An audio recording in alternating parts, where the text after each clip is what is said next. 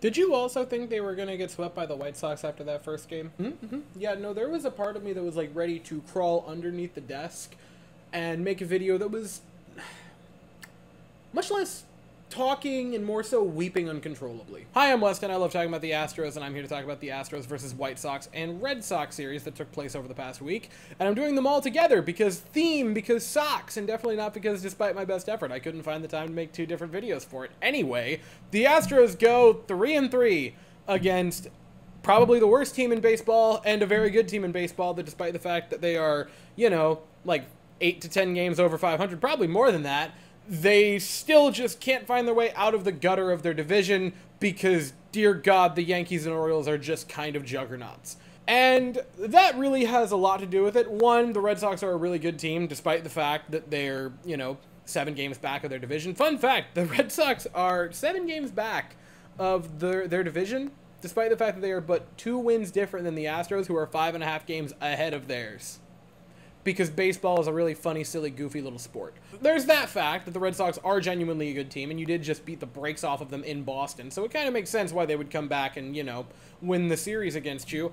And then also, you at least won the White Sox series, like, I'll give you credit. Following that first game, I'm like, oh, they're gonna do a thing, aren't they? Like, they're gonna lose this series to them. They might even get swept. Thankfully, they didn't. That would have been a video. Like, genuinely, that would have been a video and a time on this channel.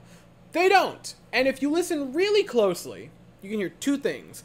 One of them is my washing machine, but that doesn't actually have anything to do with the video. The second thing, and the thing that's actually relevant, is the benefit of the doubt being given to a team that has established a 5.5 game lead over their division, went on a near 14 game winning streak, and aside from one little teeny tiny blemish that a lot of people were, very bitter about, just kind of dominated. They were great over the past period of time. They have been phenomenal.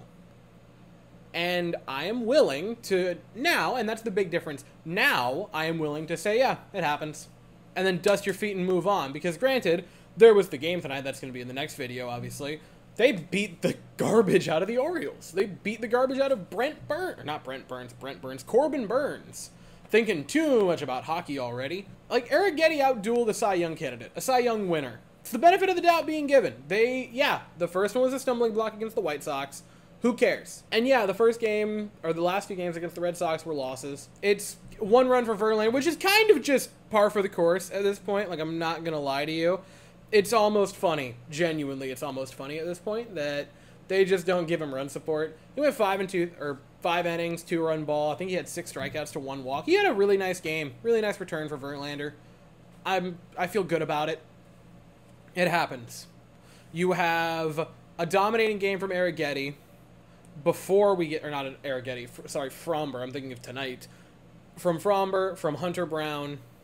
You have the game on Monday night against the Red Sox, which is a epic one, in which you make a comeback late, you force it to extra innings, and then Yainer Diaz, or not extras, pardon me, Yainer did that in the 9th, and you walk it off against a really, really good team. You drop a game by 1 run, and then you do the silly, funny little quintessential Justin Verlander thing, which is, oh, you had a really nice game, really nice return, really nice moment. Well, actually, 1 run. The other 2 big reasons I give them the benefit of the doubt for this stretch is like, yeah, it sucks to go 3-3. You very easily could have went 4-2, maybe even 5-1, which would have been super helpful given what I'm about to say following this point. But also, there were no terrible games. There wasn't a game where you just got run off the field. There wasn't a game where you felt like it was this horrible, dreadful thing where, oh my God, they're back to their garbage ways. Someone was doing something important. Someone was having a big performance. Maybe not all of the offensive guys were clicking at the same time. In fact, they weren't in any of those games. But in every single one of them, one of the guys, one of the dogs on the team, performed well. Maybe it was Altuve having multiple hits. Maybe it was Bregman having multiple hits. Maybe it was Jordan having multiple hits and multiple home or RBI.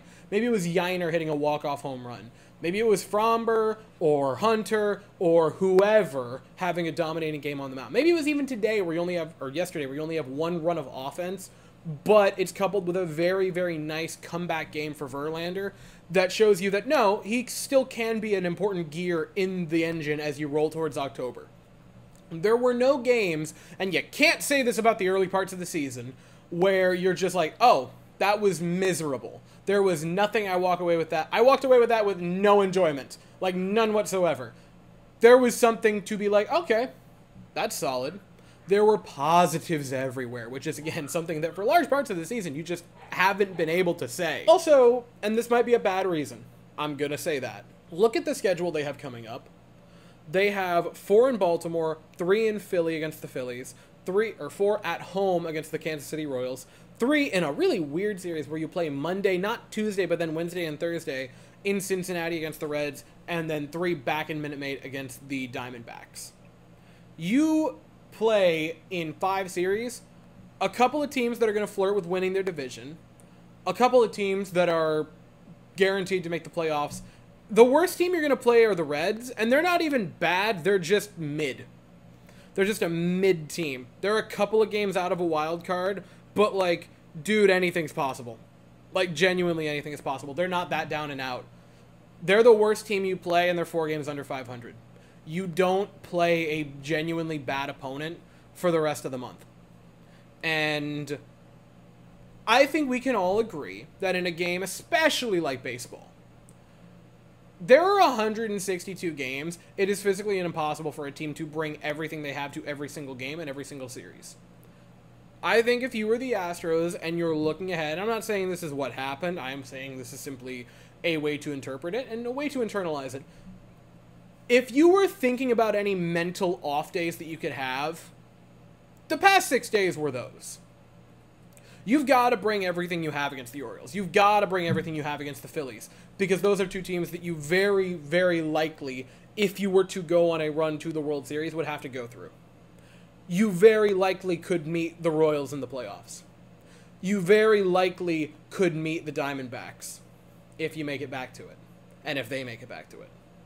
None of those are out of the question. The only one that I would say is completely unreasonable is the Reds, and again, they're still a solid team.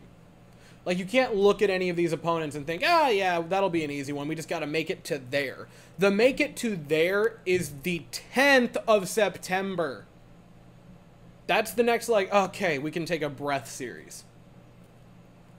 And so I'm not saying, oh, yeah, that gives them a reason why they should just phone it in and not try against these teams.